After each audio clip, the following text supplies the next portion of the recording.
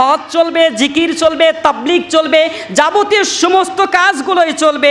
জিকির আজগার যা কিছু আছে সবগুলো আল্লাহর বিধান শুধুমাত্র ব্যক্তি জীবনে চলবে। রাষ্ট্র এবং গোটা বিশ্ব এই সমাজ ব্যবস্থা পরিবর্তনের জন্য আল্লাহর বিধান পরিপূর্ণ স্বয়ংসম্পূর্ণ নয়, এতটুকু বিশ্বাস যদি তাদের ভিতরে থাকে, আল্লাহ পাক স্পষ্ট বলেন আফাতুমিনুনা বিবাদিল কিতাব ওয়া তাকফুরুনা বিবাদ।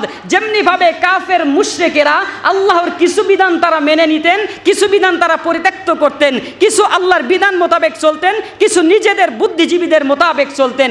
এমনও যদি মুসলমান হয়েও, তাহাজ্জুদ গুজারি হয়েও, হাজী সাহেব হয়েও, রোজাদার হয়েও, জিকির আজগার করনে আলা হয়েও যদি এই ব্যক্তি মনে করে আল্লাহর বিধান শুধুমাত্র নামাজ, রোজা, হজ, যাকাত, জিকির এই ব্যক্তি জীবনে চলবে, রাষ্ট্র জীবনে চলা সম্ভব নয়, এতটুকু সন্দেহ পোষণ করলেও এই ব্যক্তির সাথে কুরবানি করলে আপনার কুরবানিও বরবাদ, তার কুরবানিও বরবাদ।